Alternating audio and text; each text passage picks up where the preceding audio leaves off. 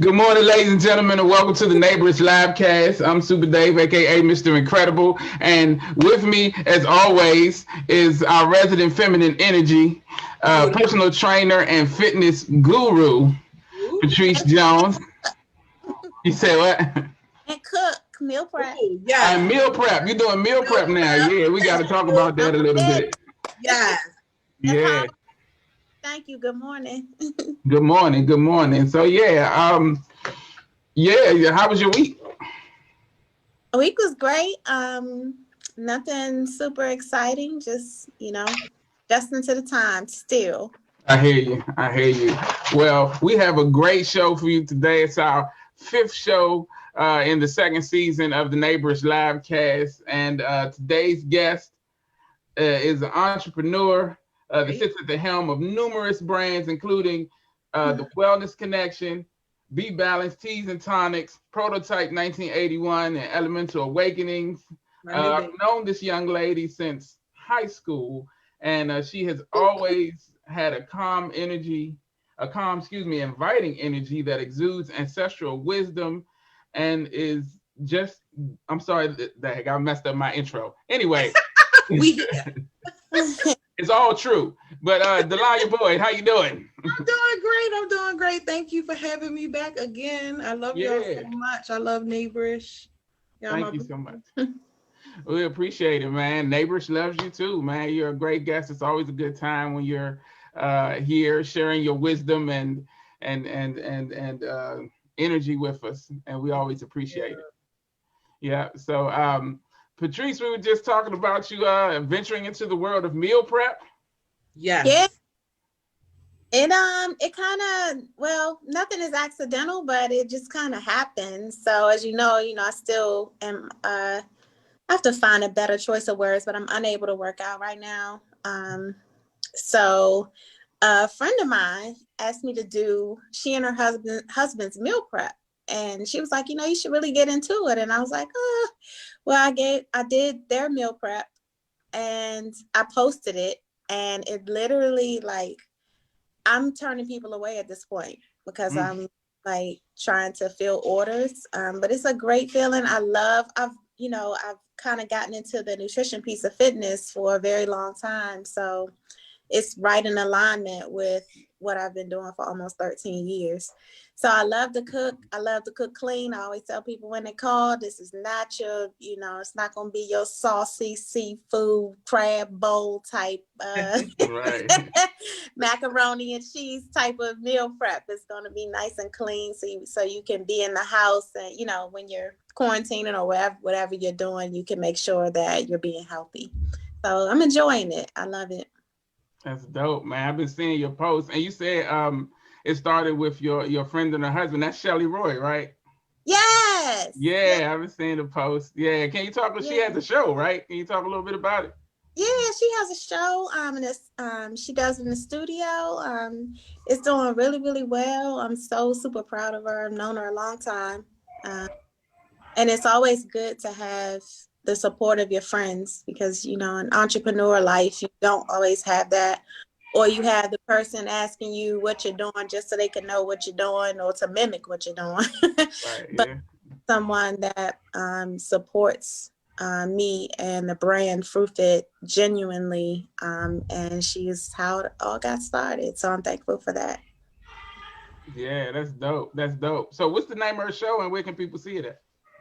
It's the Shelly Roy Show, and she is on YouTube, the Shelly Roy Show, or you can watch live via Facebook from her page, Shelly Roy. I don't remember her website. Lord, she's gonna kill me. Okay, we'll post it.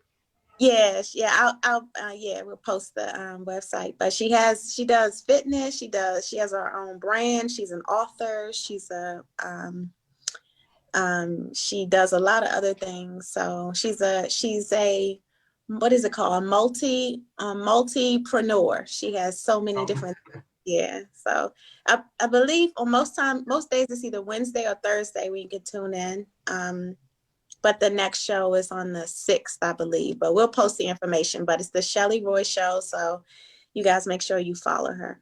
Yeah. Nice, nice, nice. Yeah, I've been seeing the posts when you visit the studio and everything. It looks amazing, and I think it's usually broadcast either when I'm at work or doing one of the many things that I do. But I'm gonna definitely check out an episode. If you support it, I know it's got to be Oh, spectacular. absolutely. I gotta be connected to it. If I feel it, I'm gonna put it out there. So she's definitely someone to be connected to.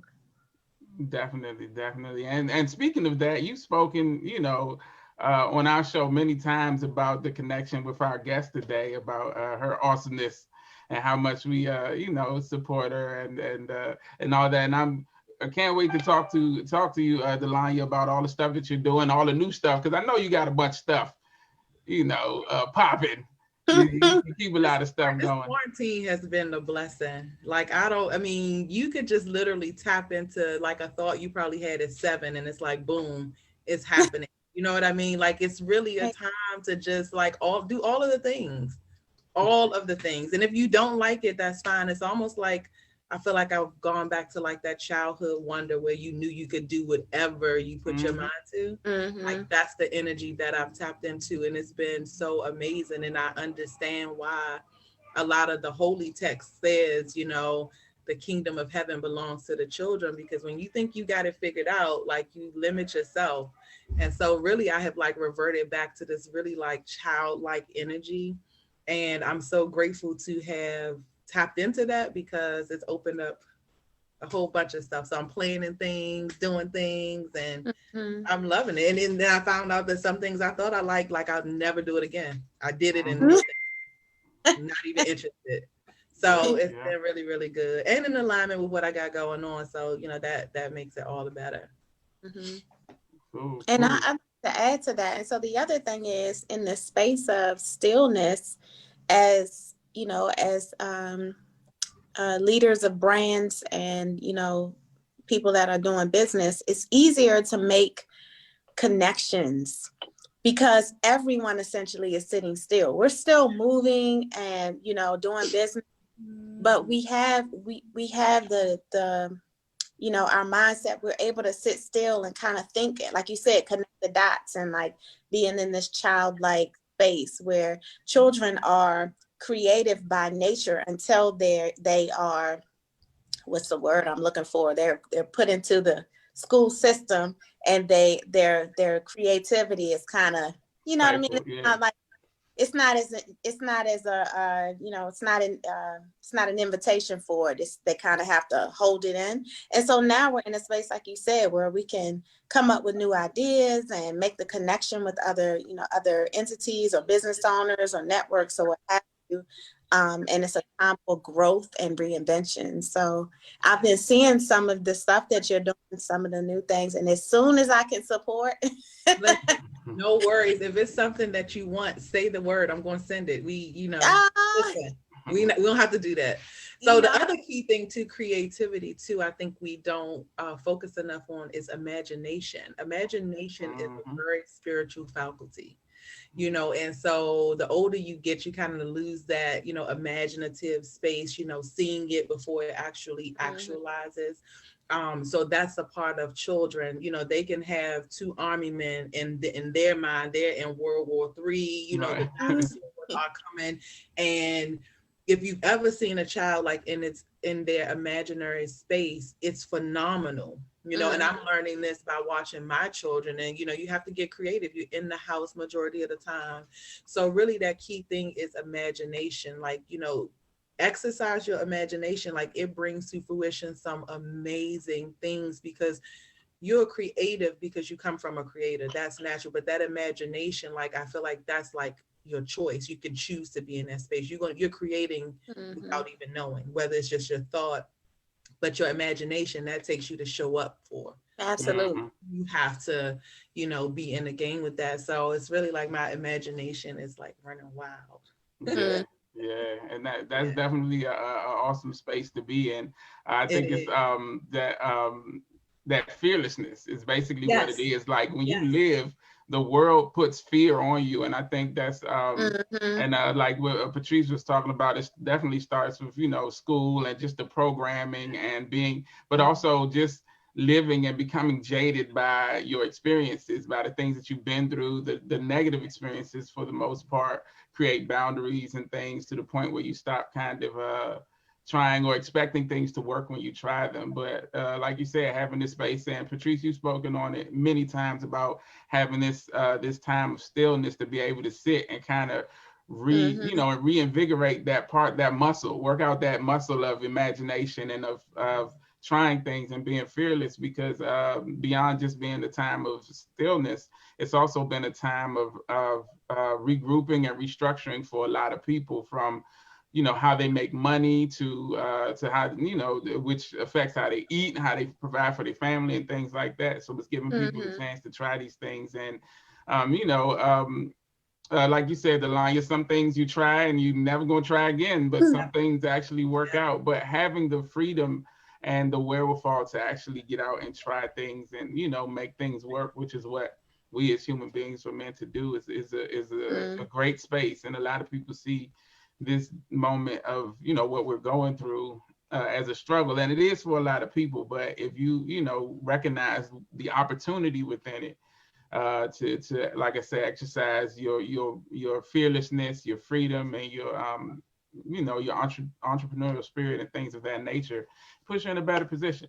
So see, we already started a great conversation, and I haven't even got it's a rabbit hole. This conversation is a endless rabbit hole, because it's the truth. And the piece about stillness, all the answers show up in stillness. If you talk, you busy, you're gonna miss it. So stillness, definitely, Patrice, I agree. That is an amazing gift to take advantage of at any moment too. You can be anywhere. You can be in a room full of people, and you can still be still. You can have that moment to just shut that out, even if it's for 5 seconds. It's just, stillness is a great place. All the answers are there. So when you think you got it figured out, just be quiet, and you'll really know if you have it figured out or not. Exactly. It gives you an opportunity to tap into those things which are innate.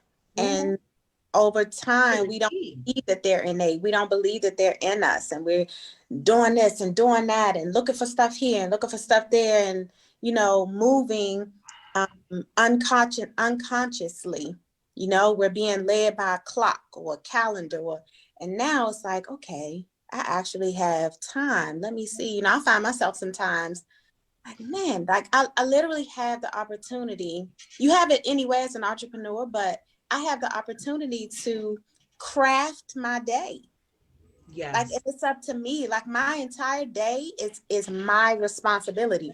And we know that, anyway, but to be in a space now where we can literally pick, at such and such time, I'm gonna do this. Even the people that are working for someone else that are working from home, they have the opportunity to craft their day. And so in that, and I'm sure Dave will get into this piece, is when you get into actually caring for yourself and self-care. So yeah, definitely. I mean, management too before you came on. we just exactly. Awesome.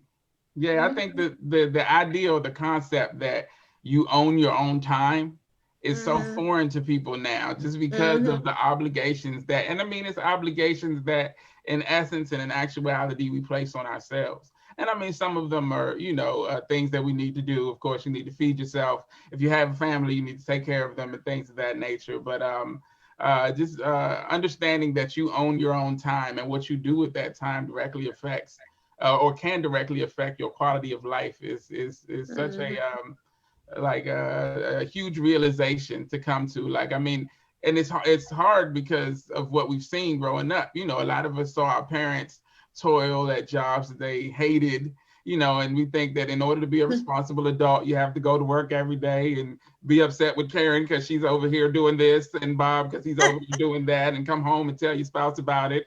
And, y'all just be mad and, go to sleep that night and get up the next day and do it all again. But, this space has given a lot of people the wherewithal to see the things that, we've been kind of preaching for a long time, which is you can find something you love, find out how to monetize it and build your life around it. And hopefully, getting the opportunity to do that is a beautiful thing. I know a lot of people, I guess, feel as if there's not the freedom or the space to do it, but this time is giving a lot of people a chance to give it a try. Can I just gotta say something to that? Sure. I gotta.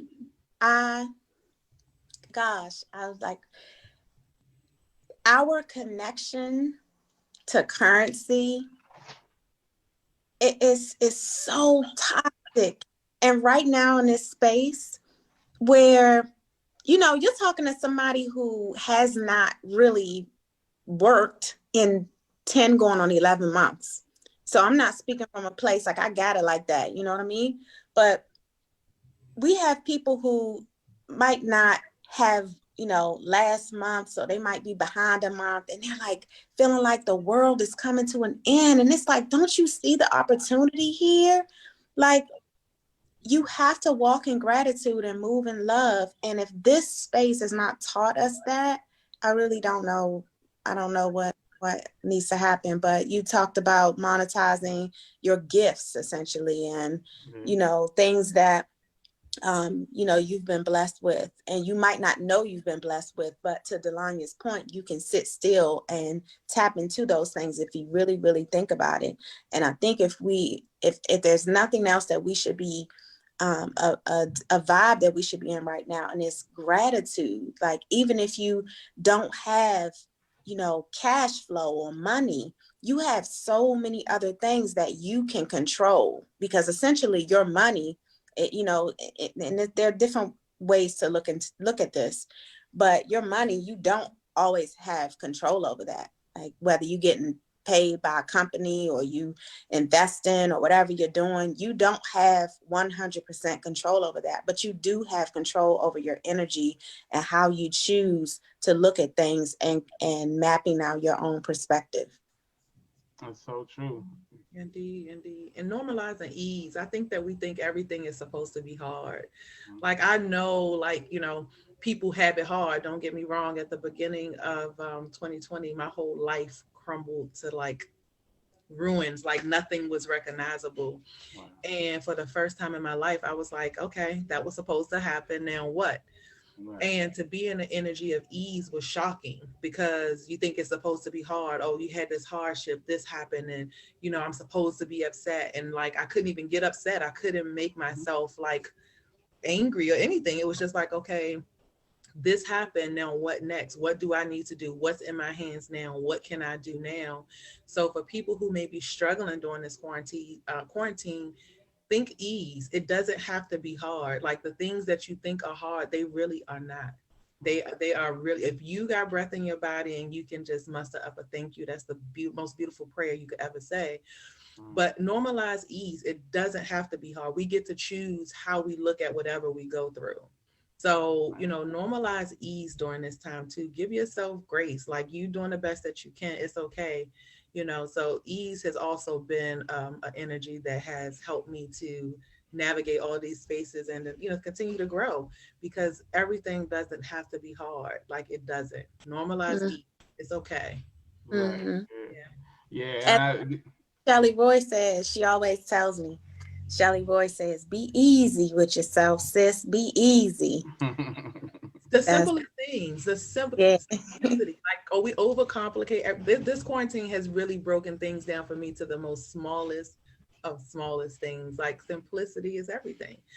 Ease in every language means the same thing. Like, it's doesn't mean anything different, in Cambodia than it does in Southeast DC. Ease is ease. So be easy. That's, essentially that's the mantra. Be easy. Because you definitely want to be what you seek anyway. So if you normalize, you have to become all these energies that you want. I think, we think that there's some type of, shamanic rituals that we have to go to get to these, simple truths. And it's like, no, it's really just a matter of changing your thoughts about the things you see and what you're going through. Yeah. Your thoughts are really the most powerful thing that you own. Be what you seek. Be what you seek. That's so powerful. Yeah, that's so powerful. Yes, that's it. So I wanted to talk about a couple of things that are happening in the world and get you guys' opinions on it. Craig. Yeah, the world, because it's a large world out here and there's a lot going on. I wanted to talk first about the push to get kids back in schools, back into away from distance learning and back into physical schools. So many schools in our area were scheduled to return to in-person learning or a hybrid of in-person and distance learning today. Um, in fact, in a hearing that was held yesterday, DCPS teachers and school administrators made a last-minute plea to keep distance learning in place until a more significant drop in COVID cases has occurred. An independent arbitrator decided against them and ordered the schools to open today. But of course, that didn't happen because of the snow, situation that we had with the snow and ice yesterday. But there's still kind of the sense of limbo with what the teachers are going to do in different states, like Chicago. Teachers talking about striking to keep from going back, and I personally don't have any children. My nephew is distance learning right now here in another room. And, I just wanted to kind of get a perspective of people who have, kids. So I'm going to start with you, Delonya. I know you have some young ones. And are any of your kids still school age? They're still? Yes. Yeah. Yes. I have one that's going to college, one, that's a grown man, and I still have some babies in school. I think, I have to be mindful of the things that I say, because I know that my views can be, really, really out there. But I think that... Oh, hold up. Before you go any further, this is the place for that. You can ask Patrice. Whatever you got to say. We support you 100%. Then let's go in. Jump all the way out there. Amazing. So this year's a dub. Like, there should not even be any talks of these babies going back to school. But I also feel on the flip side that school is a safe haven for some children. Some children need to have a place where they can go get warm meals. They need to have some solace from the things that they see at home. So I think that it really takes picking and choosing. Like, I think seniors should be in school for more reasons than one. I think they should have that experience of being with their peers. So I think they should group it into who gets to go to school. People who have hardships, like I said, the seniors, I think that they should really have some type of normalcy, because this has been devastating for my senior, not being in school. But then on the flip side, my little baby is like, burn it down, shut it down. I don't need to go back. So I think that that there's a lot of things to consider about, reopening school. And the first thing is always safety. But safety is not always physical safety. There's children who are mentally disturbed right now because that was their livelihood. Like, they're students, you know what I mean? So I think that there should be some talks about, who gets to come back and how they get to come back. In terms of, like I say, the seniors, like I've seen it personally where they've just been distraught about not being able to be with their peers and have a senior year. I've witnessed, going up to my children's school, and there's a line for meals, and these students who, need to have these meals. So I don't think that there's a one fix to it. I think that the administration should have really looked at just those kinds of things. Like, what do you consider about who's coming back to school, who's not, going to come back to school? Because then there's always the case too that, some people send their children to school and it's not even Corona. They just know that baby should stay home. So now you are, potentially putting that teacher, in harm's way, other students in harm's way. So I don't think there's a one way answer to it. I think that they should have really just sat down and figured out like which groups should come back. Right. Yeah. Yeah. And it's always interesting to me. Like I said, they had an arbitrator to come in and make the decision, and they decided, no, you guys have to go back. And it's always interesting when they don't take the advice of the people actually in the situation. Like, these teachers and administrators are saying, we don't want to do this. This is not the best course of action. And instead of, listening to them, they're taking the advice of, or basically letting someone else make the decision for them. And I definitely don't think it's fair. I definitely think that we should, if there's something to what the people who are actually in the fire have to say. And so not listening to that, I think, can only lead to a negative outcome. Hopefully it doesn't, but it's kind of a scary place when I don't even necessarily know fully what people are putting in front of, like, the decision to stay home. Like, why is it such a push? I mean, I've heard certain arguments, about kids being home and being in danger, or just the loss of routine, different things, the struggle with distance learning. But none of that, in my opinion, and I'll get you guys' opinion of it, supersedes like the safety. Like uh, my girlfriend right now is a kindergarten teacher. And one of the things that she was telling me during the height of the pandemic was when they were talking about opening schools, late last year, was that they had a template letter that they were going to send home for when kids died of COVID. Like just have it already set and just plug the name in, because they were expecting this. And in that time, because the numbers were so high, cooler heads prevailed and were able to say, this is not something that we should do, and so they didn't do it. But now it's the situation is not much different. The pandemic hasn't really, the vaccine hasn't really taken hold like they wanted to yet. And that's a whole nother conversation, but that's yeah, I don't get it. Patrice, I know you have a son who's in high school now, right? Yeah, it's so, and I'm just gonna be very blunt.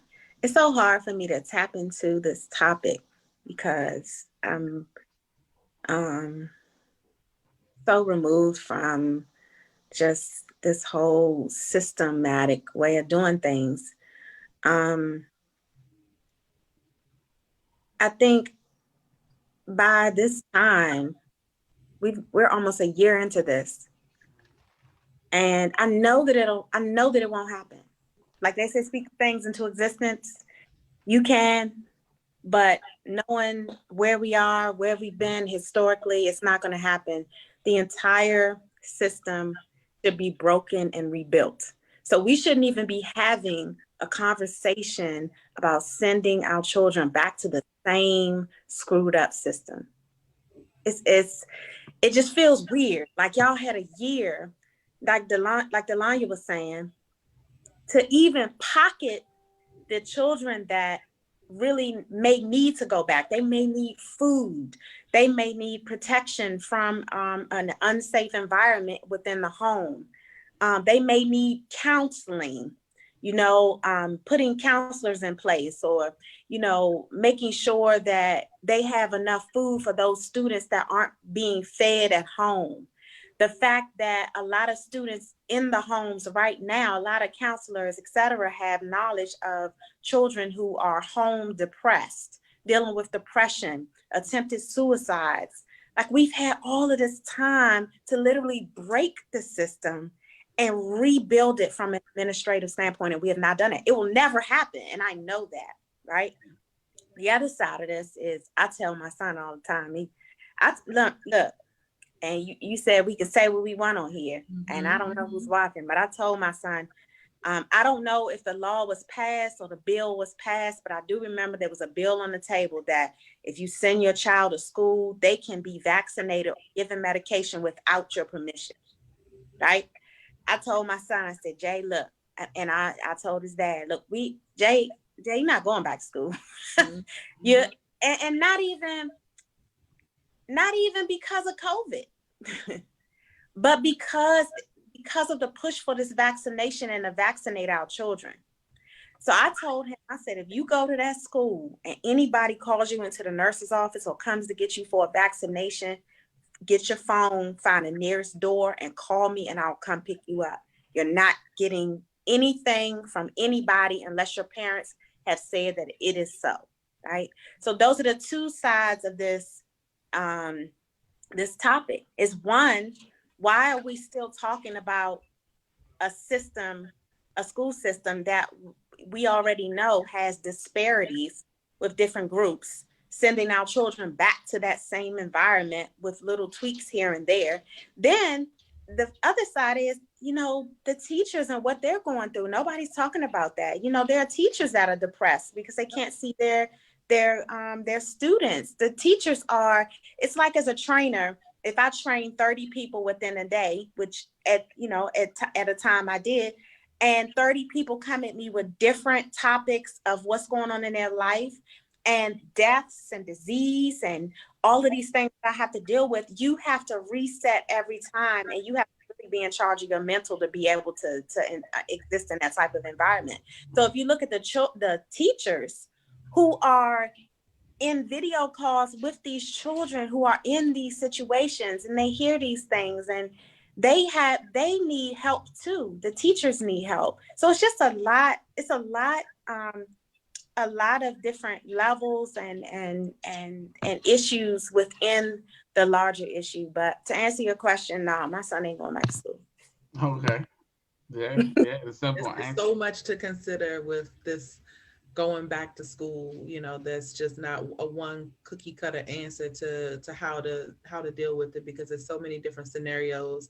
And I worked for DC Public School System for 11 years, and I agree there needs to be some dismantling. But what I do find hope in is that you have so many teachers who really love what they do. Yeah. So within that, they're able to create atmospheres, you know, for these children to be able to thrive in. They're able to advocate to say, hey, you know, I don't think it's this, it may be that. So that's also another thing. And like you said, to consider the teachers and what they're going through in their mental health as well. Like, this has been a lot on everybody. Mm-hmm. So there's no one way, but I think that they should have, you know, really, because the other thing to me that's the most important thing about this pandemic as a whole is nobody's talking about, you know, what healthcare really means, you know, from divine standpoint. And when I say divine, meaning how the creator created your body, what your body is made to do, and how to support your body to do what it needs to do to fight off any disease that's known to it. It has the capability of fully repairing and recovering itself. So the talk of a vaccine is really like very disrespectful in the face of a creator who gave you everything you needed to thrive.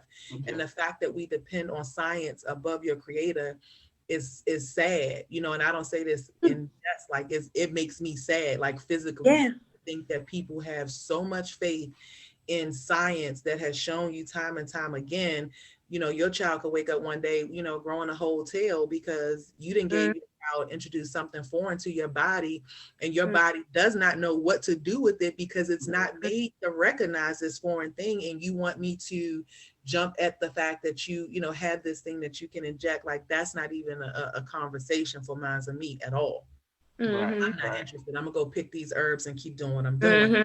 And, you know, make this sea moss and get my life. And that I've been, thank you, quarantine. Okay, really got my whole life together, you know, during this quarantine, and was able to study and dive more. And when you understand the body, this vehicle, this vessel that you was given, it makes me so grateful, to the point that it moves me to tears to know that your creator thought of everything. Your body is high science. This vehicle can drive you as many miles as you want it to go based on your decisions and how you take care of your body. The body is amazing. It's amazing. And I'm talking about from the time of conception to the time that cloud of blood meets that semen and they do their thing. Science is on your side at that moment. I mean, spirituality and the creator is on your side at that moment, really just fashioning you in a position that your body is lit. Right. And to your point, that outside of that is how, and I'm not gonna go too left because this is another rabbit hole. We are look, and you're talking to somebody. I've been tested 2 times. I had 2 surgeries twice, and I was watching a video the other day about how there are nanoparticles in the tip of the Q-tip of the COVID test. And I don't know, you know, I'm not even going to say I don't know if it's true, because we see a lot of things and we know, we see them and we know them. We know them. Like we know it. I can tell you that my body feels different. That's all. I'm gonna leave it at that. But it causes you to delve into different parts of the entire event, because essentially what this is an event. Because if we really think about it as an event, if we really think as an event, then we'll be able to peel back the layers. Like, this might sound crazy, but when you think about if you're going to go on a trip with your friends, right? Mm-hmm. And you guys are going to be doing different things while you're there. It's like peeling the layers back. Okay, like, what are we going to do at this time? What are we going to do on this day? We're peeling the layers back and we're making it a great time for everyone. This COVID is an event, and we've been our minds are like warped that we aren't peeling the layers back for ourselves and really looking at the layers of the event. And if we did that, to your point, Delonya, we would be able to sit back and, from a healing perspective, what you were talking about our bodies, and really think about the fact that our bodies are amazing. Like, we're dealing with westernized medicine, but our bodies are amazing. And outside of that, I'm all over the place because I don't really know what I want to say, but we're depending on everything exterior of ourselves, and it's why so many people are emotionally imbalanced and able to grab onto the next latest and greatest thing that somebody told them about this event. And it's it's really like a savior complex. You want somebody to save you when Right. Oh, absolutely. Yeah. You're given all the tools in this life to sustain your life, and that's really the mercy of the creator. Like, I gave you this body and here you go, take care of it. But and I get it too, because people have to do what they have to do for their family. So you're faced with, do I make this decision to vaccinate, or do I not? So it's no shade to anybody who feels like they should vaccinate themselves, because that's right. your opinion and that's what you think too. So it's all these different things. And I think ultimately, holistic wellness, if you made that decision to get a vaccine and you're comfortable within that, and your choice is your choice, even though I'm convicted the way that I'm convicted, that's for you. But stand in your wellness, because then you have people on the other side saying, you shouldn't get a vaccine. So it's all these different angles, that this whole thing comes from. I just want us to be well mentally. I feel like when your mind is right, everything else is right, even if it's a decision that I wouldn't make. If you solid in your mental, then you do what's best for you. But this has been, I never in my life thought that I see something like this ever. I'm still every day, I'm like, I can't believe like this is happening, but I can believe it because it was also written. But it's, going through it the best that we can and making the best and most informed decision. It's written, it's in the movies, it's everywhere. They told us 15, 20 years ago, but they made it so pretty. It looked like a movie. So now that we're in it, it's like, well, damn, we really in the Matrix, Yeah. I think a lot of stuff that we see, is set to normalize things that are coming in the future. Like you spoke about, Patrice, you spoke about the bill that was introduced to make it able for kids to get vaccines without their parents' consent, and it wasn't passed from what I've read. And so because enough people voted against it to shoot it down or not let it get to the next level. But the fact that it was even something that was introduced is scary, because it's just like what we were talking about. Usually things the first go around aren't going to get as much traction, but it's introduced to add a level of normalcy to it. So the next time it comes around, there may be more people to say, well, yeah, kids need it. And if the parents don't want to do it, then they need to, go along with it. And if they don't, then we should do it without this. So, we have to be real careful with things like that and pay attention to these moves that are being made, even though, in a lot of ways, intellectually, we operate outside of that whole realm. But there's still things in it that can affect us, in our families and our, process. So we have to make sure that we pay attention to, the legislature and things that come out, especially something like that, where they're making a decision for you and your family without, and being able to say like that part of it, like without your consent is huge. It's sinister. The fact that it's scary. Vaccinate a child without their parents' consent. That is and to the hospital and the parent not know. That's what was in the bill. Yeah, they could be sent to the hospital and you not be notified, and it's perfectly legal. But on the flip side, if I neglect my child in any way, then I gotta square up with CPS. Yeah. Right. Make it make sense. You know, it's what's not being scared. What's not being said that scares me the most. Right. Yeah. We worry about what they're saying, and that's fine. You should pay attention to that. But the things that are not being said, you know, is what we really should be focused on. And sadly enough, you know, the agenda is what's upheld. Is, you know, we're casualties of war. This is spiritual war, whether people want to admit it or not. This is what, you know, the old folks talked about coming, and I think you expected it to look different. But you have to be mindful that every time that you know, are up in the rising, that you're really protecting yourself in the spiritual realm first, and then in the physical realm, and ask, you know, to be shown the things that are not being shown to you. The hidden is always the gut punch. What you see is like a cherry compared to, you know, what you don't see. That's the gut punch, you know, is the unseen. So, you know, when you start to ask for that, know that you will see it. And when you do see it, it's only to help you navigate. But I think that we really have to, you know, just rely on the one who created you. Like, if your faith isn't anything past that as a base, then I'm not sure. Like, I'm just not sure. Because that's where the common sense comes in. That's when the, you know, now everything's rolling, because anything that goes against nature is your enemy. Just know that. Anything that goes against nature is your enemy. Anything.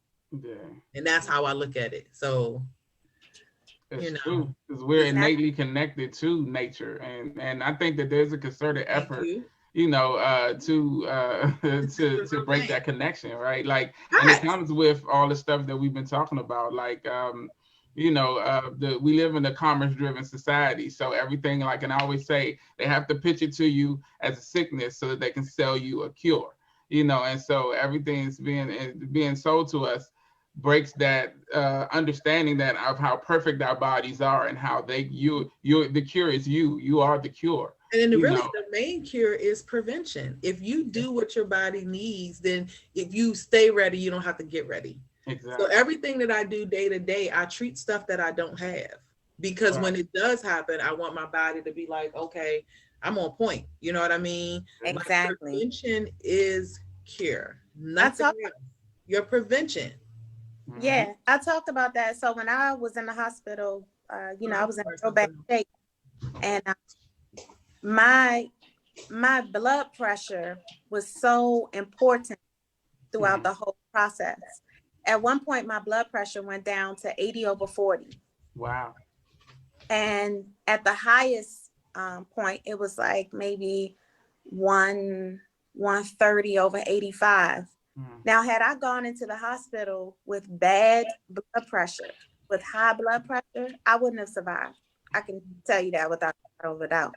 So taking care, to Delonya's point, taking care of your body, making sure you're eating right, making sure you are reading labels if your food does have labels, making sure that you eat food without labels, making sure that you know, you're not creating bad habits, and making sure that you're honing in on the consistency of self-care. Like, it's not just a hashtag for you or something you want to post, but it's something that you do day in and day out.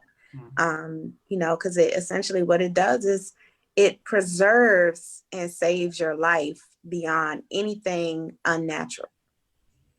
Right. Yeah, and that's you know, what you put in your body is paramount. Like you said, prevention is the key, and a lot of that comes from you know, what you take in, you know, both mentally, physically, you know. It's so important. It's so very important. Real quick, before we get into the questions that I have for Delonya, I did want to touch on the fact that this past week, the entertainment industry and the Black community lost one of our greatest treasures. The actress Cicely Tyson passed away. Yeah, the incomparable Cicely Tyson. She was born in 1924. She had 94 credits.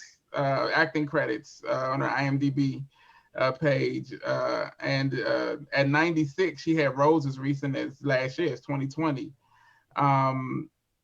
in shows like How to Get Away with Murder most recently, and Cherish the Day. But she will be most remembered for classic roles in things like the autobiography of Jane Pittman, Bustin' Loose, Roots, and A Woman Called Moses, which was before, our Harriet Tubman of this generation movie came out. She did a TV movie based on the life of Harriet Tubman. Just an amazing, immensely talented woman. She exuded a grace and a wisdom that was almost otherworldly, and she would be greatly missed. Do you guys have any favorite movies of hers or any performances that you know of that she was in? I don't have a favorite movie, but I would love to just highlight her fashion. Like, she was slept on. Like, she did some amazing print work that was just like way before the time that she was in. So I definitely want to say peace to her transition, and may her grave be spacious, and her welcome into the ancestral realm just as grand as she was. She was indeed phenomenal. I mean, legendary icon. Yeah. Mm-hmm. Yeah. I have a story, actually. Okay. This one is juicy, and I've been so tired lately. I didn't even feel like typing it, but I kind of just was in the moment. So I used to work downtown before I resigned to do fitness. And me and two of my coworkers, we were like, if you saw one, you saw the others too. But this particular day, I was walking at lunch with my one coworker. He is from Tobago. So, and there's a point to me telling you that. So we work downtown by the White House. So we're walking during lunch. And I want to say it was when she received a Nobel Peace Prize. I can't remember what the event was, but 9/11 hadn't happened. 9/11 happened? I can't remember. We were walking, and Cicely Tyson walked out of this gate, and I was like, I would have passed out. Right? And she's so super classy and exquisite. She had on some white gloves up to here. Mm-hmm. She had on a little teeny, like a tea hat, right? Mm-hmm. And real nice, like she wears those suit jackets, but they like come to the mid thigh. And I said, "Oh my God!" And I looked, and she said, "I can't remember if it was like a term of endearment." But she said hi, and it was so soft. I just remember her smile, and it was so soft, just as you would expect, like a sweet grandma or just a aunt that when you hug her, you just felt like everything was safe.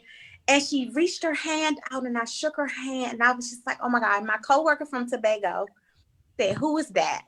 Yeah, you can't go to lunch with him no more. Right. There's no more dates. And from that point on, don't associate with me. You don't know me. So I started walking real fast. I said, "You have got to be joking. You don't know who that is?" I was like, "Cicely Tyson." He said, "Who is that?" I still don't know who it is. Bless he was like, heart. And it just let me know that, we think just because something happens in the United States that everybody knows. Right, yeah. And he just didn't. And he's one of those people, he wakes up, well, I don't know now because I haven't talked to him in a long time, but he would wake up at 3 a.m., read, and then come to work. Like he didn't watch TV or anything. So he was just like, "Who is that?" When I tell you that was the only time, because Dave knows this. I don't know if you know this about me, Delonya, but I'm not, celebrity. I don't even subscribe to that. But for her at that moment, I was just like, "Oh my God!" It was the best moment ever. I can imagine. I can imagine. I'm like, just step on my foot, do something to me. You know what I mean? Cicely Tyson, like she slapped me, y'all. Like Michael Jackson. I was like, "Oh my God!" I touched her glove. Like, yes, exactly. That's major. That's amazing. Yeah. Dope story. Awesome. Yes. Yeah. Definitely, man. So yeah, definitely. Like you said, peaceful transition to her. The mourning the loss is always, something that, people have to deal with. So blessings and strength to her family for such a tremendous loss into the entertainment industry. Definitely. So I had this question set up to just ask Delonya, but with Patrice here too, I recognize that, and we talked about this a little bit, Delonya, about how busy you both are. I mean, I'm not gonna say busy because that's the wrong term. You guys both do a lot. And to the layman, to the regular, to the untrained eye, it looks as if there's so much going on in both of your lives. I just wanted to talk a little bit about, and then Delonya, you also touched on how part of your day-to-day routine includes self-care and, you know, making sure that every day you're preparing yourself for different things. So it's so interesting to me, just like what a day is like. And so if I can get both of you, I'm gonna start with you, Delonya, to kind of just go through like your daily routine and what you, because you have all these companies and you know, Right. and then constantly just uplifting people online, which is a whole nother element to your person that's amazing and beautiful to me. So I just want to talk a little bit about what you do on a regular basis, like your day. Yeah, so self-care is a lifestyle. So this is something that is not separate from who I am as a person, and that's holistically mind, body, and soul. So my wake up is, first of all, I just say thank you. You know, if I get up to see the day, I know it's gonna be lit. That intentions, affirmations, shameless plug, Be Balanced Tea. Nothing until I get my tea. Like the day is not the day until I get my tea. So those are all the, you know, the regular things, the things that I've introduced since we've been, you know, dealing with this COVID and things like that is I actually plan my day now. So I do have a planner my son bought me for my birthday. So I'm finding myself that I actually make my to-do list the night before. And that works for me. That's helped me to really just hone in on like where I need to focus. So that's another part of my day. My spirituality is most important. I got to kick it with my ancestors off the break. I got to check in with my people. So I do that. I pray, I meditate. And then in terms of juggling, you know, these companies, it's really a part of my life. So I don't see it separate. You know, when I saw it separate, it was a task. You know, I got to do this. I got to do this. And now I've made it all a part of, you know, who I am. So it's really like fluid.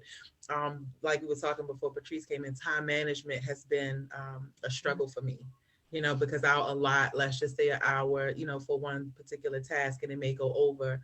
And because I'm learning to let go of control issues, pray for me, y'all. I'm having to learn, you know, when things don't go according to the plan and the time, that it's okay that I'm always on time every time. So those are some of my struggles and challenges, as well as what actually gets me through the day. But I think the most important thing is recognize that anything that you do needs to be a part of your lifestyle. Like it has to be a part of you. If it's separate from you, I think that's like the number one rule, you know, to me of like not really getting it done. Like it has to be, even if it's a 9 to 5 and you love your job, you know, that has to be a part of your lifestyle, that you have to look at it as such and not like, oh, it's a job that I'm going to. So implementing that mindset has really been phenomenal for me, staying on track with, you know, all these things that I'm doing. So yeah, and you know, I know Patrice, you one of your mantras is healthy living beyond the gym. And so, and that kind of speaks to what Delonya was talking about. And I know, like you said, you've, you know, when we, I think it was like 2 or 3 shows ago, you talked about being in a period of transition and kind of looking for the space where you would fall into. And then this meal prep thing kind of came along. And now this is something that you're you know, focusing on and thriving in. And but I mean, there's still the fitness aspect of it, and you know, you have a teenage son, and so what does a day for Patrice look like? Similar to Delonya, as soon as I wake up, and this is, I'm not even just saying this, is literally like comes out of my mouth. As soon as I open my eyes, I say thank you. Yes. Like thank you. I say it out loud because and I've never said this on a public platform before, but going through the issues that I had with blood clots, it's always an unspoken fear of death in your sleep. So as soon as I wake up, I say thank you. And then from there, I kind of, I start to log my food that I know I'm going to eat. Like, so I plan my day around what I'm going to eat, when I'm going to drink my protein, when I'm going to go for my walk. And some nights I log it in before the day begins, so I can know what my next day is going to look like. For me, that's like the most exciting part of my day, because I am the medication that I'm on. Uh, it's supposed to, the average weight gain is 30 to 40 pounds a month. And I've been able to lose weight just by really being conscious of everything that I do, not just food, but my self-care. It's probably TMI, but I make sure I take care of my feet every day. I think that's very important, because and you can speak on this, Delonya. I don't know a whole lot about reflexology, but I know everything in your feet speaks to something in your body, and the way that you move and the way your feet hit the ground. So because I'm not able to work out, but I do go walking, I make sure that, and Delonya, I use your oil to do it. Yay! Yes. I use lit. Hold on one second. Thank you. She's going to get it. So what oil is she talking about, Delonya? Plug it real quick. Why she going to get it? So ironically, we have some for men now. So look at this. Oil, yeah. Like she got it. Wait a minute. She made my bracelets. I keep the bracelets on the oil. That's amazing. And I use the oil. I think I have the orange one. Brazilian orange. Yes. And I use it to massage my feet twice a day. So in the morning, and when I say I massage, I don't like rub lotion. Like I literally because I think it's so important. People say they got a thing about feet, and I'm like, your feet are the most important part of your body. That's like the foundation besides your heart. Your mind. Yeah, your mind, your feet, and your heart. Like those are important. So I use your oil every day to do that. So, this stuff. Get y'all some. What is it called, Delonya? So it's jewel oil. Jewel oil is traditional sun oil, and it's what they use in Africa. So it's 3 oils. And calendula is important, but the thought process is that it sits in the sun, so it soaks in the rays from the sun, and jua means sun. So it's traditional sun oil, but of course we had to elevate it and add some other things and some essential oils. And the good thing about orange is really underrated in terms of its properties. Just the aromatherapy of it all combats anxiety. It helps with lowering blood pressure. Just the fragrance of orange. So using it on your feet is genius, because like at the end of the day, your feet is what grounds you. Your feet and your hair are important. So it's amazing that you said taking care of your feet. Your hair is a receptor along with your feet. Your feet, when you go grounding and you touch the earth, you're literally receiving what you need. That's why you should, every once in a while, put your feet on the ground, put your feet, and touch the earth. That's important. So that's the premise behind the Brazilian orange, is understanding the necessary fact that we have to always be incorporating holistic health for your mind, your body, your soul, and your spirit. Absolutely. So that's the premise of the jewel oil. And the fact that you put the crystals on there is dope, because crystals charge as well. Yes. Yeah. And that was something that I did. And so this is a plug for Delonya, but she made me these for my birthday, or on my birthday, around the time. I can't remember. It's Amazonite. There. And it corresponds with the Cancer zodiac. Yes. So hold that right here for the rest of the time. I'm going to tell you about the rest of my day. Okay. So, I appreciate y'all so much. Thank you. Be balanced. Yes. www.bebalancedteasandtonics.com. Yes. So, and then now part of my day is figuring out what I need to get from the grocery store to do meal prep. And just really, I guess this is for people going into a new entrepreneurial adventure, a new endeavor, because I'm really learning this thing as I go along. Like I love to cook, and doing meal prep, you have to be super duper organized, because I have people who are on certain specific diets, certain types of diets, there are all types of diets out here. I'm learning about them because I didn't know, we joke around like about the cookie diet and this diet and that diet. Everybody knows about, Atkins and all that, but there are certain specific diets where my customers might need, certain portions, or some might not want any salt at all, no oil. Then I have to make sure that I weigh all of the food. And then somebody might reach out and say, look, the food look good. I just want to eat. And they want sauces. They want a little sea salt or a little seasoning. So I have to make sure I keep them separate, and then making sure that, I might have somebody that's allergic to seafood, making sure that I don't cross-contaminate and those types of things. And then I wanted to make sure that it was proof it was being environment friendly, because I love the earth. I love the sky. I love everything about, everything around us. So I found these biodegradable containers, which are super awesome. And it's kind of helping me organize better because they have these little compartments. But so anyway, so that's all part of my day, like trying to figure out what the next step is, or how to just be better and do things better every single day. So outside of my self-care, me taking care of my feet and making sure I get my walk in, even if my walk is only 10 minutes, because I can't really walk that long. That's doctor's orders. So I only walk, sometimes I might walk longer, but sometimes it's just about 10 minutes, but making sure that the effort is being put forth in every single thing.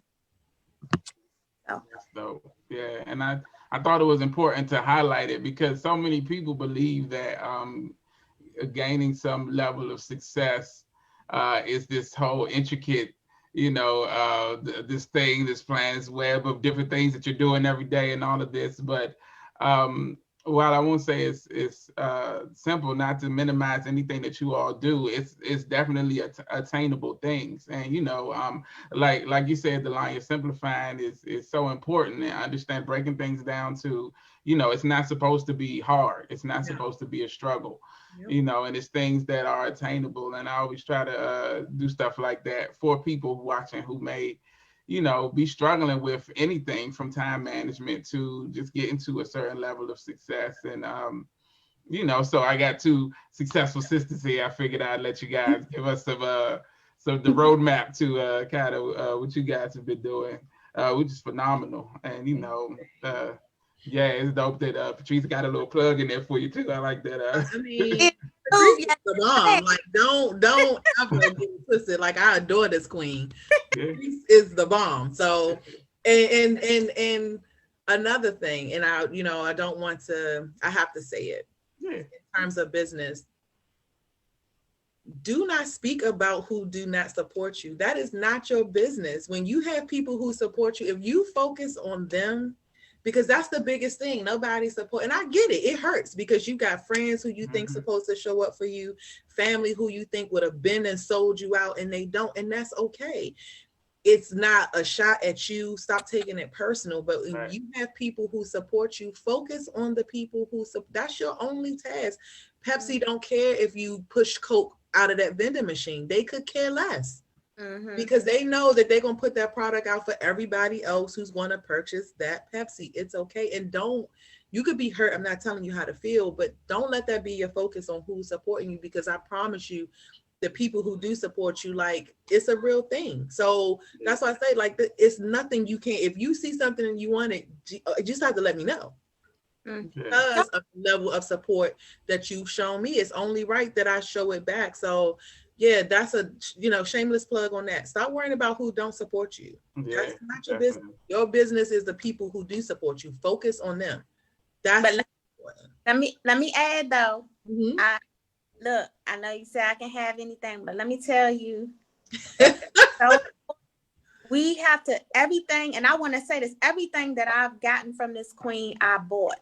Yeah. Even if I really didn't have it, I bought it because I know what it's like to have a 3 a.m. to 10 p.m. day and still try to live your life and take care of your children and make sure you're rearing them the right way and make sure that, that you're doing what you need for self, and that your business is flourishing, and that you're satisfying your customers and all that. I'm like, we have to, it's a meme that goes around. It says something like, if my friends selling a t-shirt for $20, I'm gonna pay $20. Facts. I've had people right now with me doing meal prep, I have a charge a delivery fee, who have sent way more and said, just keep that, because what they're doing, I mean, they're purchasing food, but what they're really doing is believing in me and encouraging me. Yes. And that's worth way more than any dollar that you could have put your finger on. So to your point, I'm still gonna buy whatever I get. You already told me this, y'all. Like 3 times already.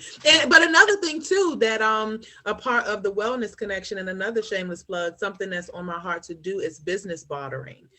So it's not always like, and this speaks to the point that you made earlier, it's not always about $1. When you can identify a value that somebody has, if a meal prep, I may not be able to cook this week because I got so much. So if I can come and purchase, my meals from you, then it's done. And maybe it's not a purchase. Maybe, hey, I need 3 bottles of jewel oil. Okay, I need 3.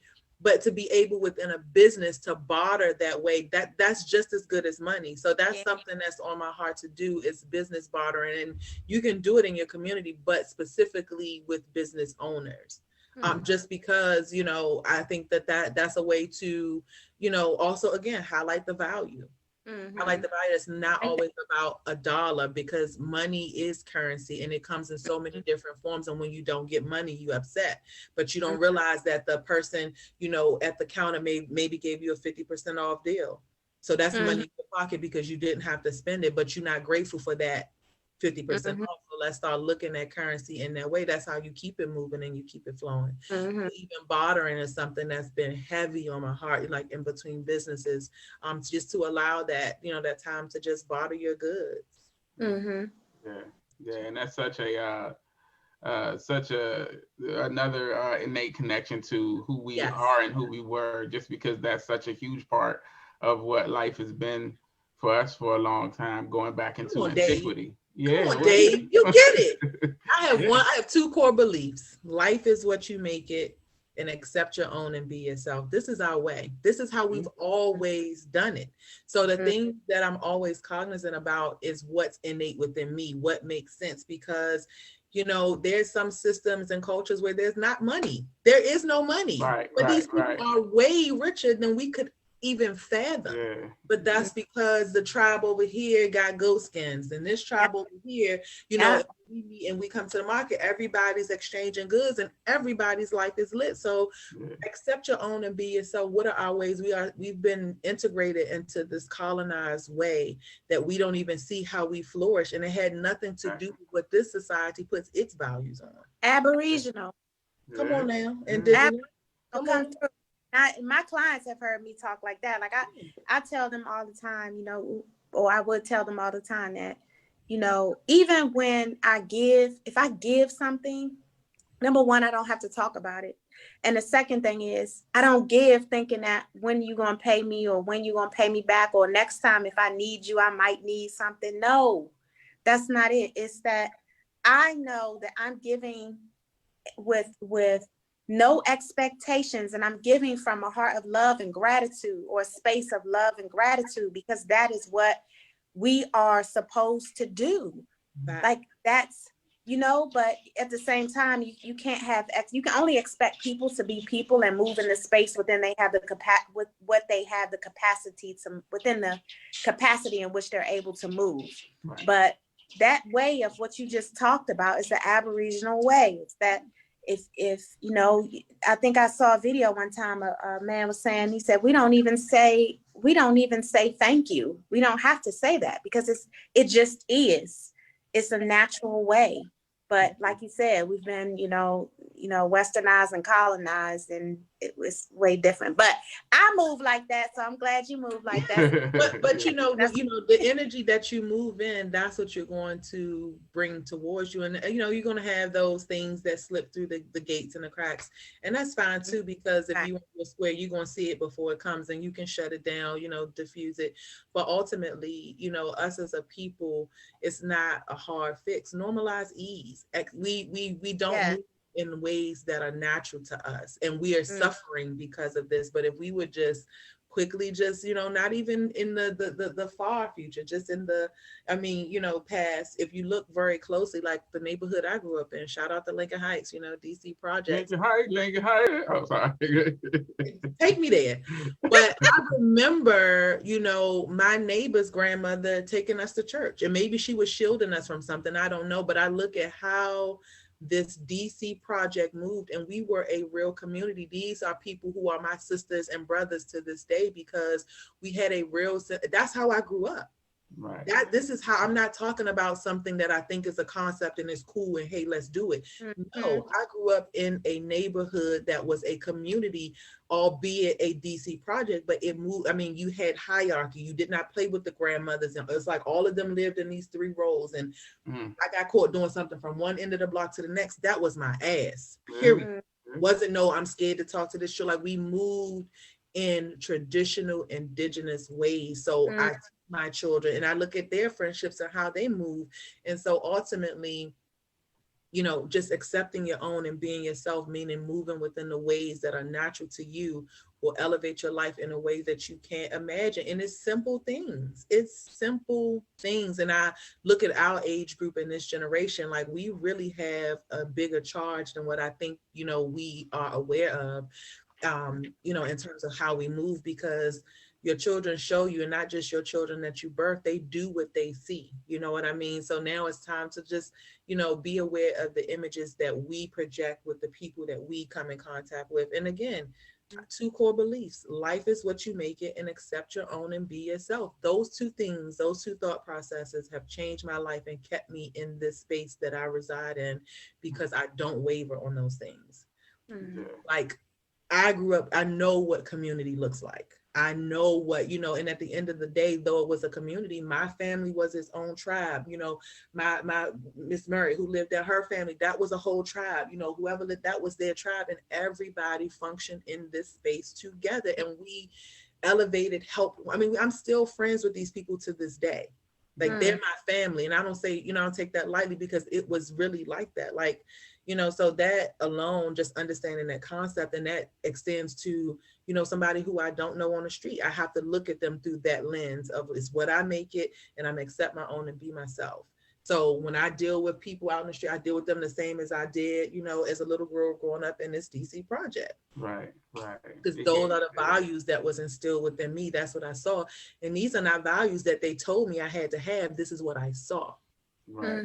Yeah. So, you know, that had an amazing impact on my life, and just, you know, who I am as a woman today. So I've had many mothers, many grandmothers, many aunties, you know, who have all, it was a community, you know, I was raised by them all. Yeah. So. Wow. Yeah, I see that. And they did an amazing job. Like, listen, I big these people up. They still my aunties to this day. Like, definitely. you know, and like I say, although they were, you know, not blood relation, like, these people are my family, and the reason. And I look at how they move, and we all still to this day just solid because of the sacrifices and the ways, you know, that we were able to tap into, because of how, you know, the things that we saw and how our grandmothers moved. And you know, so I moved the same way, this little old soul, like the grandmothers of old, you know, so it's a real thing. Just you know, taking in this conversation, I started thinking about something. I just recently saw an interview that Mike Tyson did, oddly enough. But you know, wisdom comes from different places, and he was talking about how he's married now, and talking about how through his life he came to understand what women are to the world and to us as men. And he was talking about how, you know, when he was younger, when he first started, you know, really making money and really getting into a realm where, you know, he kind of had his choice of women and things of that nature. He saw women as, something to conquer, something to have, and then, as he got older, he started seeing them as a status symbol, as somebody to be beside him. But in his older age now, not, by any means elderly or anything, but like, and the wisdom that he's garnered through just life experience, now he says he sees women as his teachers. He learned so much. And I just thinking about that because of how much, anytime I'm in a situation with, I have the luck, for lack of a better term, to have a conversation with either of you women, I always feel like I learned something and come away better for the experience. I appreciate it from both of you. I just had to, had to say that, like, you guys' wisdom and light is so beautiful, and I appreciate it so much. Yeah. And no point. yeah. Like, he's a smart dude. Like, people. One of my favorite athletes. Yeah, definitely. And to a point of what you just said, and I want to say this because I see this so much, like, on social media and my timeline and in life. Mike Tyson is one of those people that had, a sketchy, he went through some things where he didn't honor the woman or the divinity in the woman, right? So in this space he's in right now, he's saying he knows now that the woman is the first teacher, right? And he sounds like, he's in a space of honoring that. Definitely. But a lot of times people will remind you or still view you as the person that you once were. And in order for a person not to do that, they themselves have to be in a different space in order to even comprehend or even listen with an open mind to what you just said about Mike Tyson. I think that's absolutely awesome. It is to be applauded. And if you find an interview, if you could send it to me, I would love to watch it. Yeah, definitely. But that comes with accepting your own and being yourself. Women have always been revered for exactly what they are. Number one, we create humans. And that type of charge given to a woman, you gotta know that there's something there that the creator thought, like, she the one, you know what I mean? And so ultimately you teach a man, but if you teach a woman, you teach a nation. The hand that rocks the cradle rules the nation. I mean, I'm not gonna big myself up, I would never say. I'll do it for you. You're dope. For you. I mean, but at the end of the day, but at the end of the day, it's a real thing. And I went through about where I was, going to join the Nation of Islam. And some of the teachings is that 75% of the teaching is with the woman and only 25% is with the man. And I'm like, well, the man is supposed to be the protector. Da, da, da, da. And the more I lived it, I'm like, oh, yeah, it makes all the sense in the world. So again, accepting your own and being yourself. This has always been our way. And even the times in some cultures where it seems like the women are oppressed, I think that is, that's been strategically done, because I think about Islam and they think, women are oppressed. And I've, a student of many walks of life, because I always want to know for myself. And that's like one of the places, where women you flourish. Like, the Holy Book even tells you, like, the mother, the woman is exalted, like in a way that I didn't even know. So just understanding that, Mike Tyson, I'm glad that he's grown into that wisdom. And I'm gonna be honest with you, because I'm all about balance. I liked him when he was wild too. He didn't care. I love people who are unapologetic. Like, right, this is who I am. So you can give me whatever mic you give me. I'm with him. I love. He's one of my favorite. I mean, he as a person.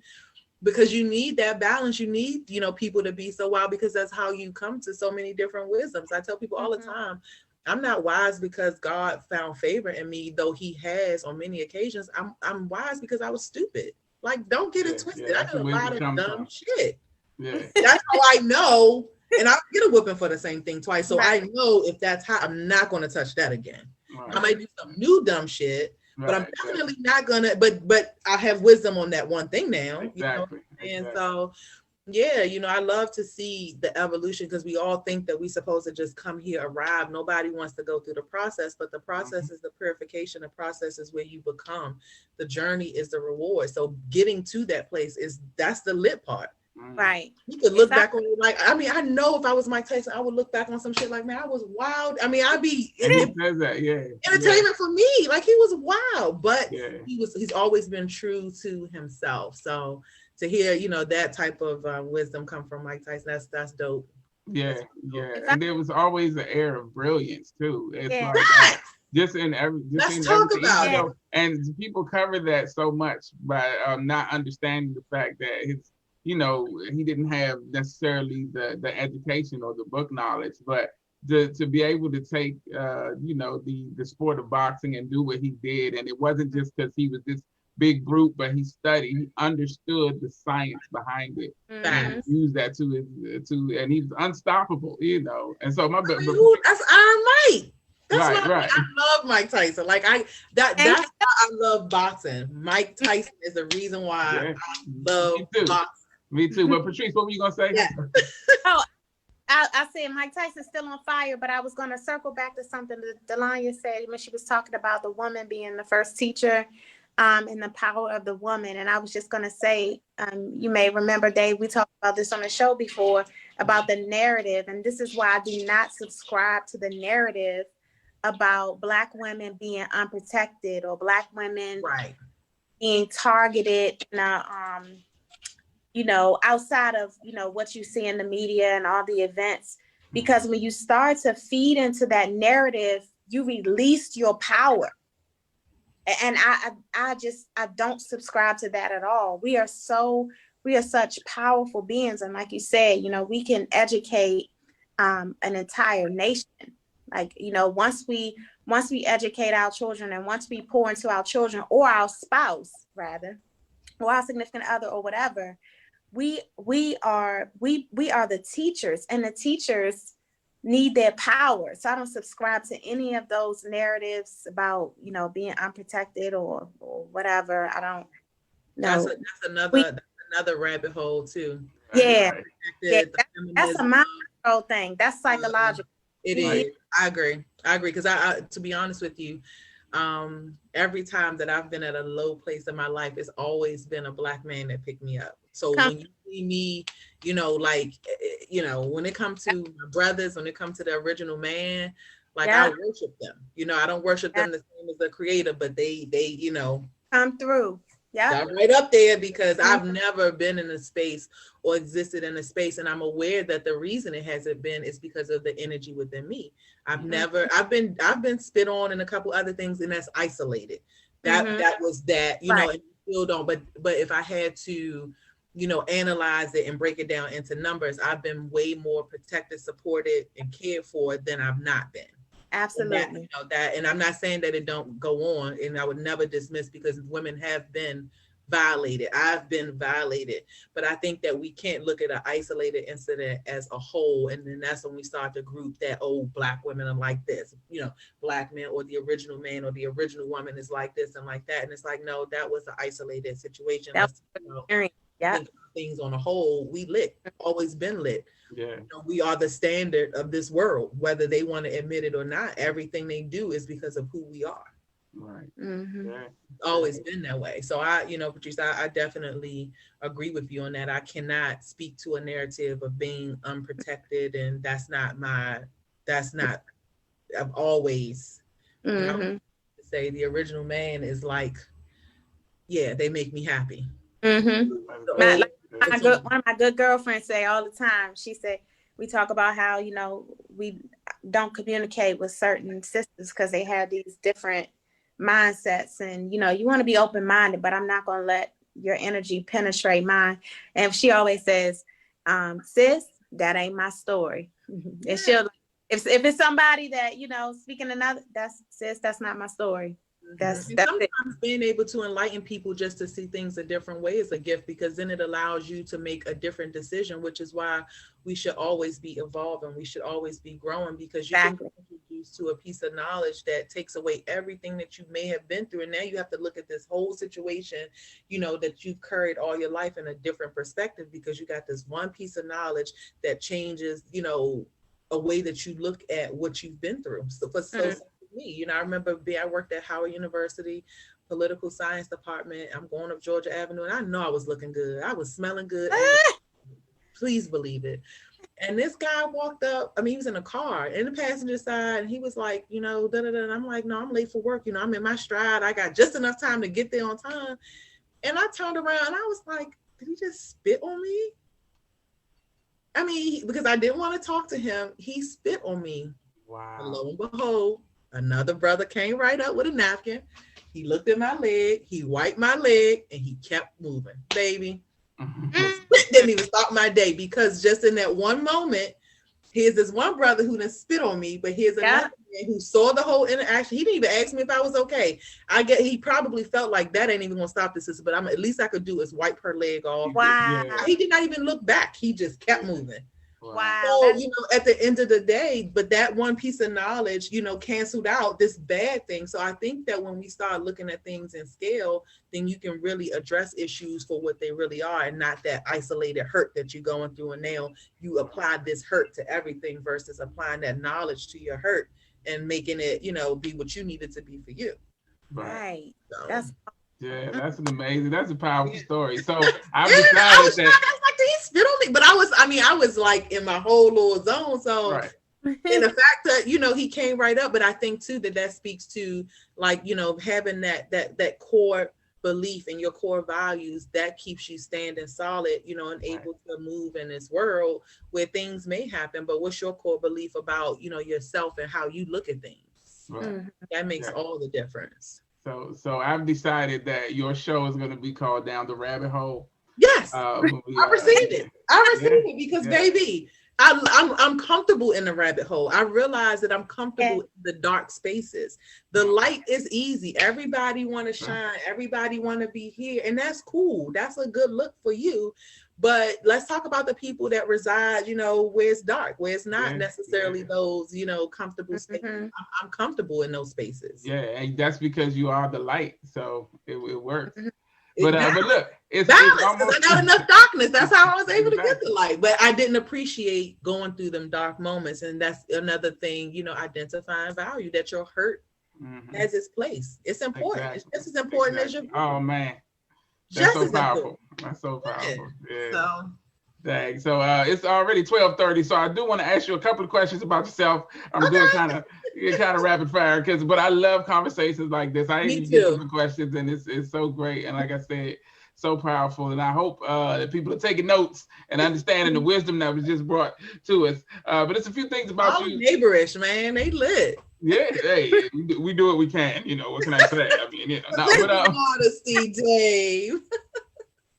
but I do want to ask you, when you were growing up, and somebody would ask you what you wanted to be, do you remember what you would tell them?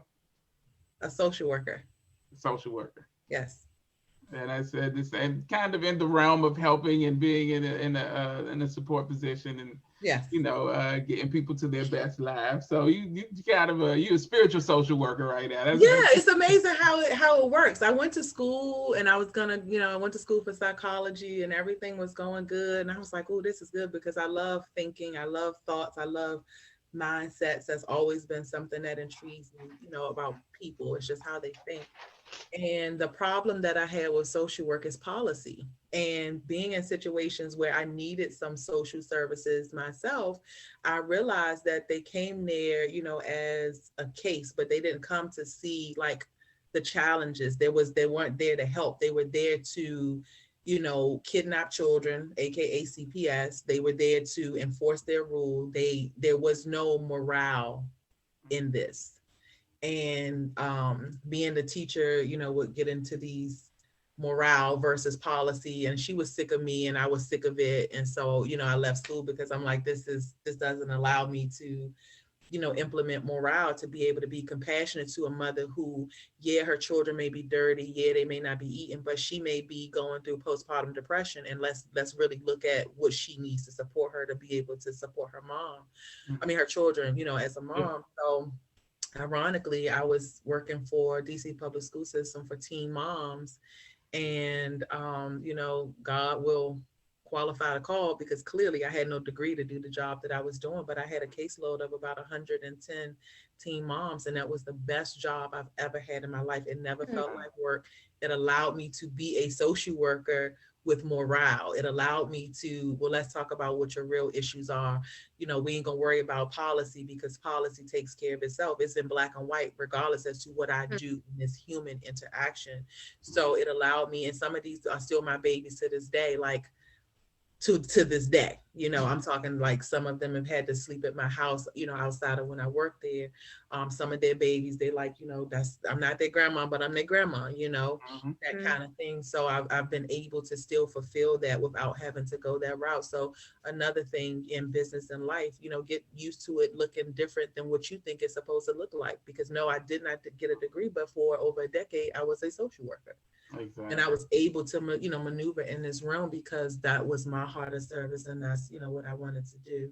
So I just wanted to. Yeah, man, and that's what you said is exactly the reason why I always ask that question. Yeah. Is because what we start out thinking our life is going to be is very rarely what it turns out to be. And so, giving a picture of someone who has successful businesses and has garnered a level of success like yourself. And just seeing like, okay, this isn't where the journey started can be so helpful to people who are in that moment of transition where it's like, oh my God, I thought it was going to be this and now it's not. What am I going to do? There's always something for you, and you might not have even found your true purpose yet, and so that's such a powerful, thing to see where you started and you had this plan and everything was there, and then you're like, nope, this ain't it, but still were able to do what your heart knew that you were supposed to be able to do. It just looked completely different. I didn't have to, go to school. I didn't have to, I don't have no debt. I don't owe no Sally Mae and her homegirls. Don't get no money from me. I was able to fulfill this mission that I had. And the fact that she's my mentor, entrusted me with this. I don't even think she knew that that's what I wanted to do, but the fact that she's like, you do it every day, like, okay, this is how we're going to transition you into this. It'll be based on your experience. So I was able to do it. And another thing is, sometimes your purpose is just to be. Like, we put too much emphasis on you gotta do this, and that goes back to this childlike wonder. Some children, think that they could be the green man, and that's fine. And then, next week they don't like that no more because they tried it and they didn't like it. So you don't know, what your ultimate is, because as you grow and you learn and you get these new experiences, then now you want to be something else. You thought all your life, God damn, I want to be an architect, and you realize, like, I don't even like drawing. Like, I really like building stuff. You know what I mean? I really don't want to have to draw what it look like, but I actually want to be the brick and mortar. I want to lay the bricks, but you still have this knowledge on one end, but it looks different now because you're actually physically building versus sketching it out. So just be all the damn things. Like, stop boxes, shit. Be, and I love it because my children are such a beautiful reflection of me, especially this youngest one. He teaches me so much because in his mind, he can be whatever. That little one, I said, boy, if he was my first one, God knows I wouldn't have had no more, because he's the actualization of what's in my brain. And the fact that I get to raise them is almost like seeing yourself. So I tell people all the time, you guide your children, but they raise you.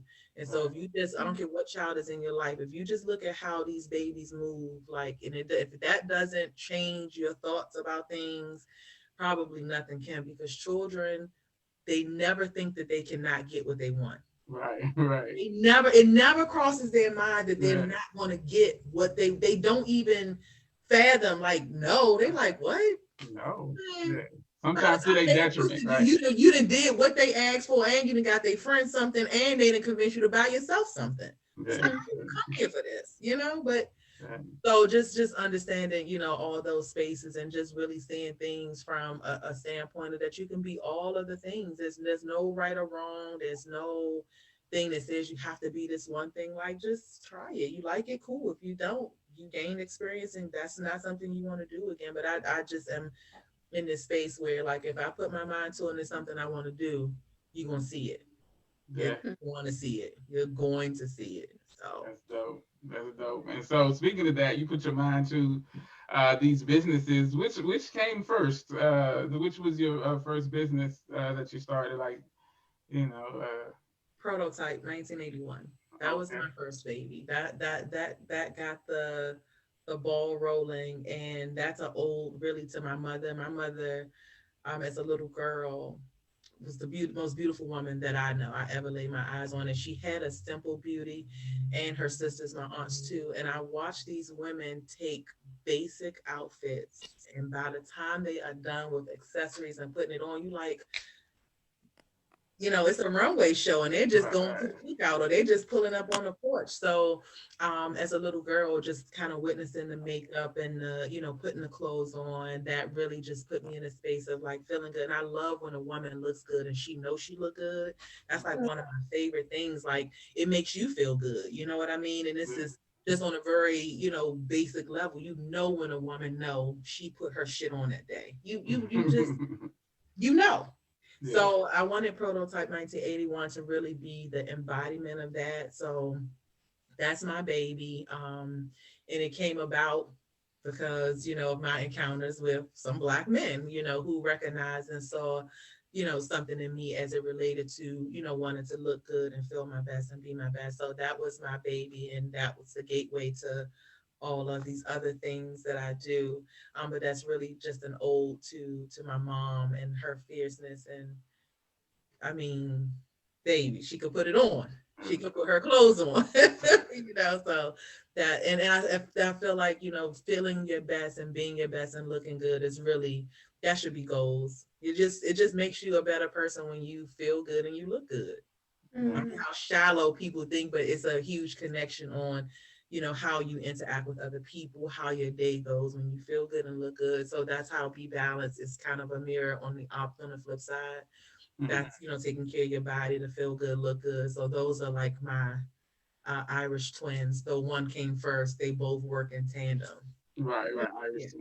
understand. But yeah, definitely. So the prototype 1981 is the exterior, and Be Balanced is the interior. Is holistic. Yeah, Dave, man. the Taking work ain't care of hard, the everything. boss ain't mean, Dave. You just get it, Dave. Well, I do what I can. I try. But no, yeah, it's no, it's a dope like collective that you put together of the businesses, and and then with the Elemental Awakenings, Oh, and just pushing art and beauty and life and positivity is so much negativity, and just especially now it's been so heavy. Especially people have had more time to focus more on the negativity and exude and push it more through social media, through just yes. everything. And so just having a space of just pure positivity is amazing. And I want to ask you specifically about that, because a lot of times there'll be things that I'm personally going through, and I'll go through and see some of the stuff that you post, and it'll be uplifting, or it just charge me to move and things like that. How much of that aspect of it do you think about, like when you're posting or when you're, purveying positivity throughout the universe, like you typically do? Do So you think about the effect that it has on people or the impact? no. So here's the thing. I told people everything that I post is something that I need for myself. Mm, The fact that y'all get to benefit from it, all praises due to the Most High for that. mm-hmm. My Instagrams are like my personal vision boards. You know what I mean? It's the things that go on in my mind. It's some fuckery thrown in there because it was me. But ultimately, Elemental Awakenings is my newest baby, and it's near and dear to me because I've developed this concept of art and love only. There's an art to everything. There's an art to how you put this together. There's an art to, how you cook your meals. Everything to me is art, which art is science as well in a certain kind of way. So art and love only. And Elemental Awakenings is allowing me to live visually because I was telling you, earlier that a lot of people may not know this, but I'm not. I'm shy. I'm outgoing to who are, my people. But for the most part, if I show up in spaces, I don't mind just falling back. But that has allowed me to see beauty in some of the most simplest things, you know what I mean? Or to look at something and understand that my senses are triggered and I feel this, good emotion. So that's going to grow me in other ways. And I love photography. I wanted to do it when I got married back in 2003 or 4, and life happens fast. And I was like, I don't got time to be taking no pictures and da da da da da. And then I bought myself a camera, and I was like, some of the images, I haven't put them out yet, but some of the images are just things that I see walking down the street, from what I see. And that's the beauty of that, but also understanding that art is also music. Art is also, just the way that somebody does something.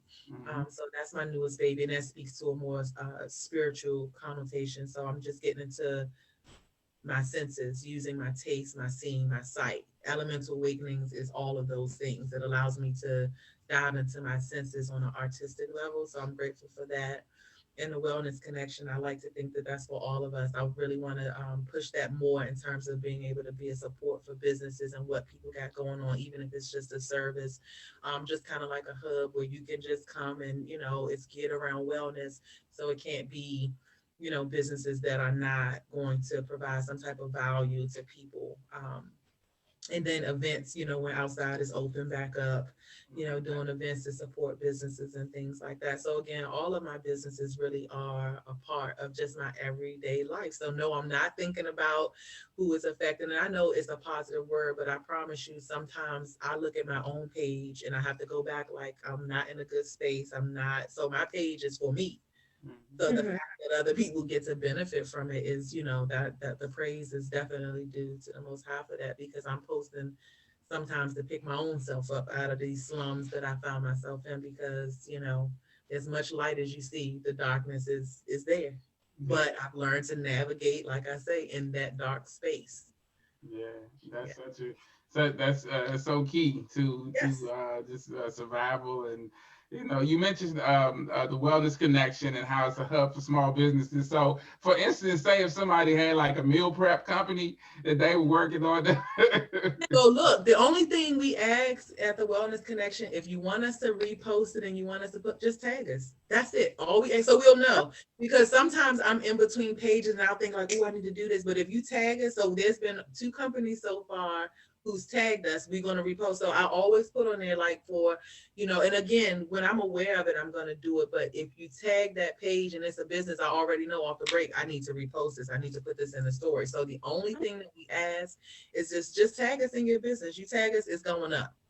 Awesome. And we stay in those stories, because it's a lot of Black businesses in those stories that's doing some amazing things, who we put in our stories. But like I say, for the tags, I put on, just tag us and we putting it on there. Awesome. Thank you. And thank you, Dave, for that plug. Dave, that's what I'm saying. Like Dave. Right. We're gonna speak this into existence since you brought it up, but I'm looking forward to being able to ship meal prep. So I'm throwing that out to the universe. So that's dope. That's the meal prep is not for the weak. So the fact that has been incorporated, man, that's so amazing. That is so amazing. Like, and even like just for me, I love to cook and that's just my thing. But I would never think about, oh, you gotta weigh it out. Like that would never, you know what I mean? So I'm like, oh yeah, I guess that's how you know. So that's dope. So yeah, thank you, Dave. So I'll be reposting fruit fit today on the Wellness Connection, because awesome. Post coming. Don't have time to cook. Thank you. Yes, and anything, if you know any other businesses, so it don't have to be yours. If you like, just shoot us a tag and we're gonna repost it. Okay. Go up. Yes. And so Mondays I'm gonna keep putting that little post out so people know constantly, like, just tag us. And if that whole page is just filled with just places you can go and inspiration for businesses, that would be ideal until we can move in this space where we're outside. I want to do events, but just being aware of the times that we in, consciously, is like, no, you can just hold fast. There'll be your moments. In the meantime, let's build this network, because now that you meal prep, it's nothing for, hey, You need a meal Mhm. prep. This is where it is, you know. Mhm. That's really what we want to do at the Wellness Okay. Connect, is be able to connect people. And I'm grateful because we've had some successes with business. I look on Instagram, like they linked up, and I'm like, that's the whole point, you know, and Mhm. they this, but that's the whole point, because everybody would probably never be able to touch, you know, everybody. But if it's a hub where you can go like, okay, I might need this, let me scroll and see. Mhm. Okay, I Yeah. can prove that. You know Awesome. what I mean? So we just want to, Mhm. do that until we can physically do some events that bring some things to, help businesses like vending and things like that. Cool. Mhm. Definitely, man. But we got a little overtime, man. But like I said, I love conversations like this. Every time you come through, it's always a good time. I appreciate you so much for joining Yeah. us on the Neighborish Livecast. I love y'all guys. I'm so grateful that y'all exist, and you know, just what you're doing, because the art of conversation is lost. We talk Mhm. together. We just to be able to have this conversation. I don't think that we value, communicating. And I'm going to speak very personally to myself. I've not been the best communicator. Um, I'm very good with nonverbal communication. Mm. So if I Mhm. don't fuck with you, you just don't hear from me, and I'm not explaining myself, and no, we can't talk about anything. I'm not interested. Right. But that's not always right. Like Yeah. sometimes the conversation need to be had. And if I don't fuck with you after that, then we're very clear. And Yeah. that's true. And it could be, well, damn, that was a misunderstanding. Okay, we back on. Yeah. And that's Yeah. fine. But the art of communication, and it's something that has been very challenging for me. So during this quarantine, I realized that I've had to speak more. Mm. I've had to, do these things. So like this Neighborish live cast is amazing to be able to do. And I thought that, the first one that I did, I was like, oh man, we just conversating, and it felt so good, like just to have a conversation. Yeah. Something Yeah. so small to be able to bounce ideas and walk away with now two perspectives, from you and Patrice, because you're having this dialogue. So I think that podcasting is freaking genius. I'm so grateful to just, see that people are talking to each other more and not at Mhm. each other, and, speaking in these ways that don't connect the two people that's communicating. So this Right. is, I enjoy it. And every time y'all ask me, I'm pulling up. That's the bet. I'm Yes. gonna hold you to it. I'm gonna hold you to it. Yes, yes. Yeah. Pull it up. Yeah, man. Like I said, I appreciate you so much. You touched on something so important, like the art of conversation is definitely dying, and that lack of conversation is what leads to those small misunderstandings. Instead of something that could be worked out with a 5-minute conversation, turns into something that where people Yeah. uh, don't make it right and don't take the time to put in the work to get balanced. Things blow up, and then you got people Mhm. who haven't talked for years and don't know why, and things of that Yeah. crazy And nature. So sometimes it may take years not to talk. So don't be mad at the space that it takes, because sometimes definitely, you could have offended somebody, and that offense warrants them to be in a better space before we can have this dialogue. that's The true. dialogue is an option, whether it's 10 years later or whether it's 10 minutes later. Take the opportunity to utilize it, Definitely. healthy, and with the goal in mind that, you're going to listen, you're going to hear, and you're going to speak, and you're going to be truthful and honest, truthful and honest. And it's amazing what conversations can do. Like this past month, I have really, but I told you, elemental awakening is about the senses, hearing people speaking, hearing what or feeling the vibration when I talk. I feel it in my chest when I'm talking to you. We don't even pay attention to little things like that tone is healing, or speaking in Mm-hmm. a certain tone is healing, or when you scream, how your body starts to break down. I feel that too, which Mm-hmm. I've learned to stop yelling so much, because I feel my body physically breaking down. But we don't even bring awareness to our general senses every day. That's why we're missing the mark. If you start within yourself, everything without is gonna alchemize and be what it need to be. But it's really, checking in with you. You hear, see, speak, and all these things for a reason. Mm-hmm. They're important. Man, you need a regular platform to share this wisdom with the world. I've Man, decided you need that. just really just like, because I ask the questions, and I think that that's important. That, I'm always questioning God. They say, are you supposed to question God? The devil is a lie. You better. Because Yeah. if you don't, then how are you going to know? That's why we don't like to be questioned and things like that. No, that's how Mm-hmm. you learn. So I'm always questioning God. I'm always asking for wisdom and insight, and, why this and why that, because anything in creation was relevant. It's a reason it's here. So I want to know. Yeah. So. That's amazing, man. Thank you so much for Thank all of you. the wisdom and yeah, like I said, the love and light that you purvey on a regular basis is amazing and it's beautiful and it's appreciated. And Yeah, don't stop doing it. I won't. All praise is due to the Most High. This is definitely, just me living out what I've been given, and so that's exactly what it is, and that's what it'll always be. So I'm grateful to exist in this space. I'm grateful that it touches people in the way that it does, and again, I take a little credit, but all praises definitely do. So. Definitely. And that's an awesome way to end it, man. Thank you guys so much for checking out another episode of the Neighborish Livecast. On behalf of myself, Super Dave, aka Mr. Incredible, Feminine Energy, Patrice, Fruitfit Jones, and our amazing guest, Delonya Boyd. We've had a great show. This has been a great conversation. Join us next week for more conversation, more inspiration, more fun, and more education. Y'all have a great week. Take care of yourselves and each other. Peace.